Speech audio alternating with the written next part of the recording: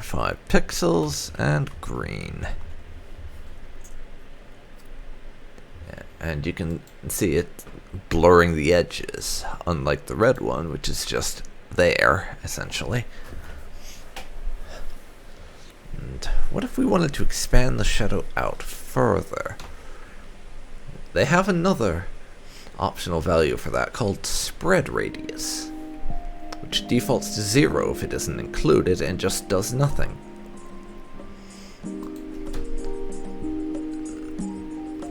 So here we want to add a box shadow with the offset X and offset Y set to 0.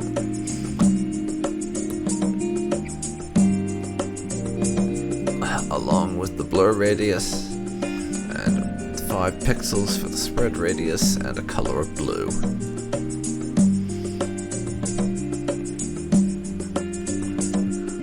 Which at that point it just sort of looks like a blue box inside a blue box.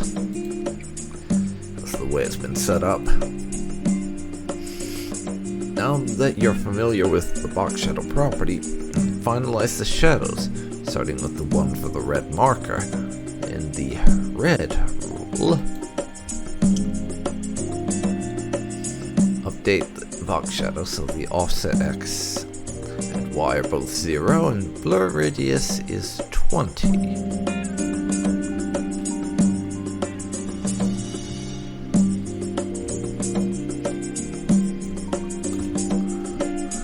And we'll spread 0 and color it red. There we go.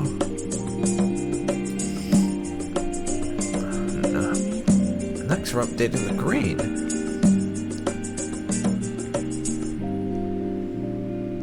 Or, no, we're updating the red some more to use RGBA at 83, 14, 14, and 0.8.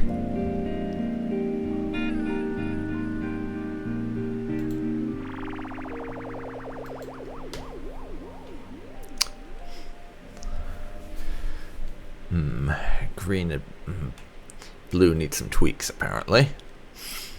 So, update the values for box shadow properties. See, green and blue.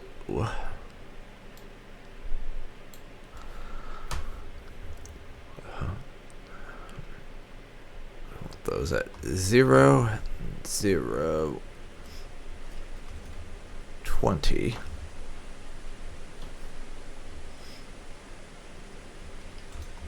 And 0.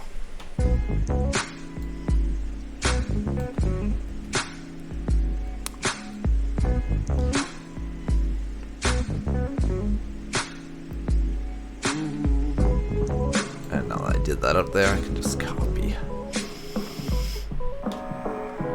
Excellent.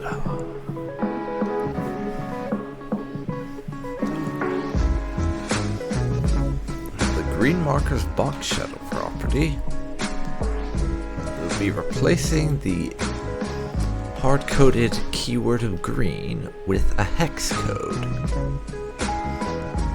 Specifically 3B 7E 20.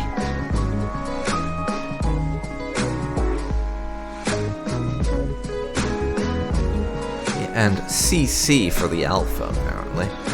I have no understanding of how alpha works with hex, really. So that part of this is just held together with duct tape and prayers for me.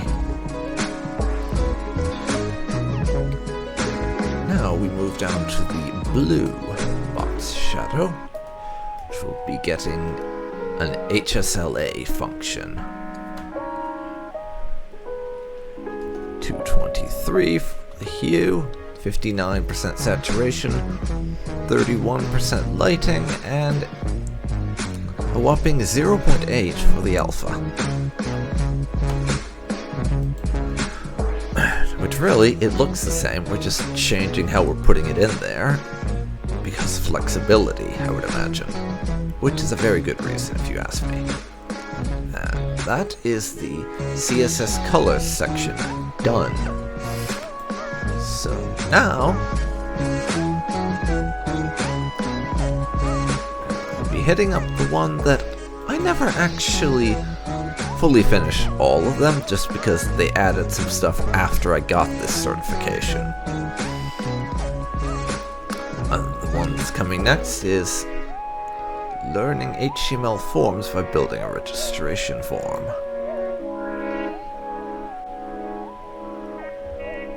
And you can see right there what we will be building. This is more HTML stuff for the most part.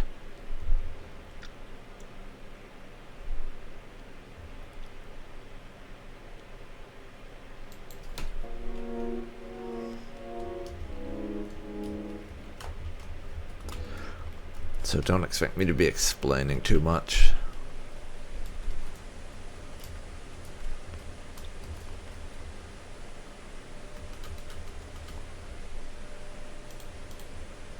For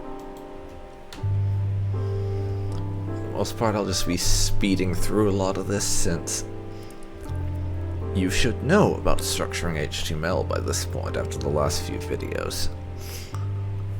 And hopefully after reviewing the FreeCodeCamp stuff for yourself. So if you're watching this, you're probably interested enough to be doing it on your own time as well.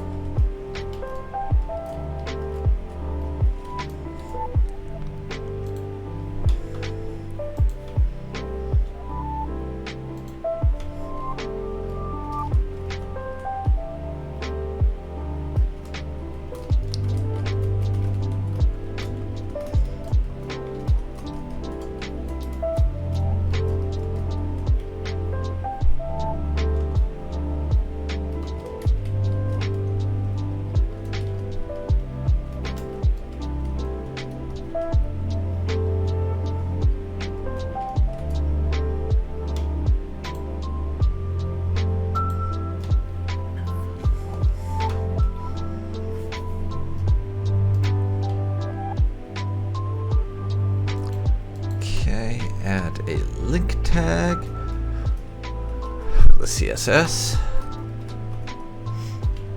as you do.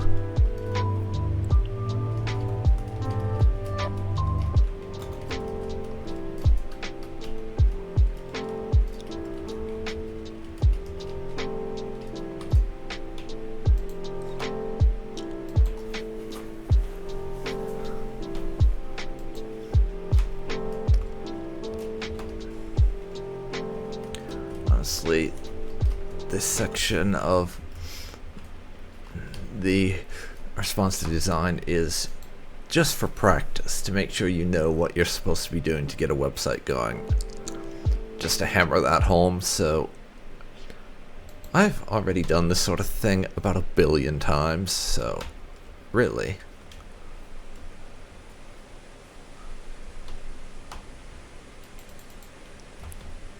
Yeah, it's more for you guys' benefit seeing this than it is for me.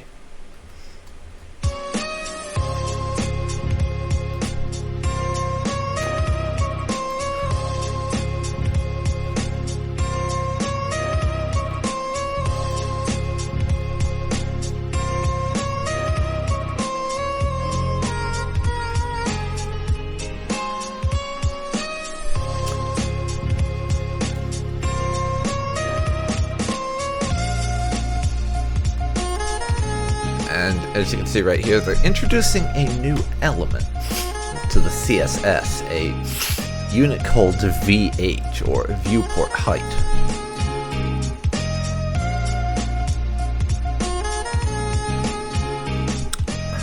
Which makes the size of something relative to the size of the device that you're using to look at it on, which is very useful, I will admit. Now it's time to get rid of the horizontal scroll bar. Like that.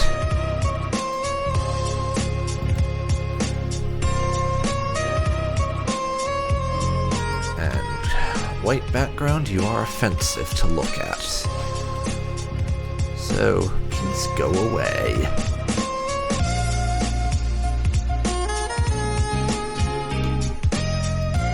Thank you.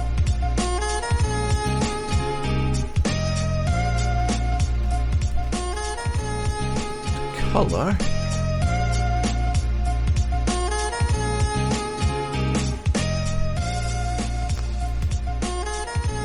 Dark background, light text. Perfect background, if you ask me. And the perfect text color. Yes, I'm fairly simple when it comes to things like that. Deal with it. And now it is time to actually put the form in. Adding a form with the action attribute.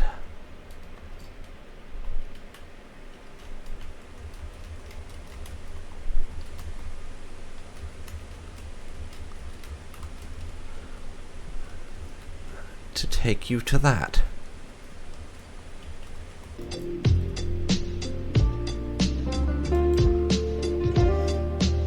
Of course, the form has no inputs in it, so you can't really do anything with said form.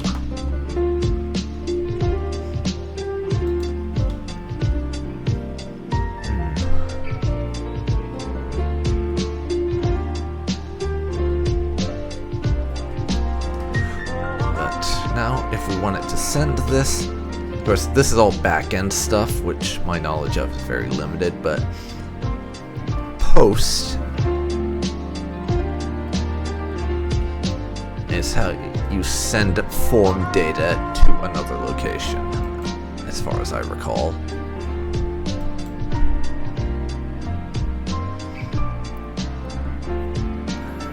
Now, field sets will make a return.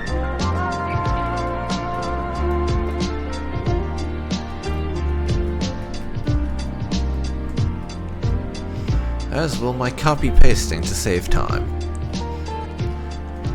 I do it a lot, and honestly, if you don't, you should be.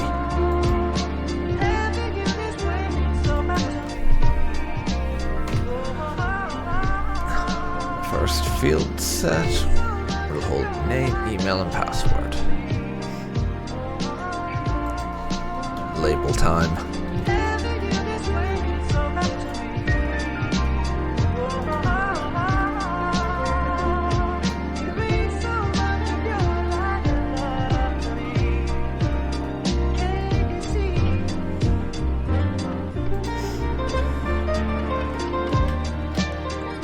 Fortunately, the way FreeCodeCamp does pasting stuff on new lines kind of screwed that up, so I have to take a minute to fix it. I don't always do that, but I like to when I think of it. And now, we put the text in so that we have things appropriately labeled for when we start adding the inputs.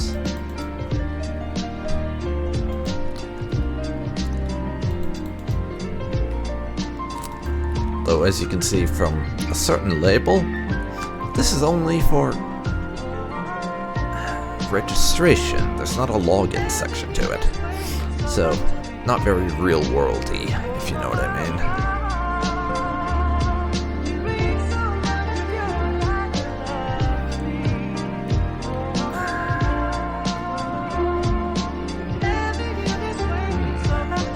Rem section stands for root EM and is relative to the size of the HTML element. As labels are inline by default, they are displayed side by side. When they appear on separate lines, add display block to the label element. A margin of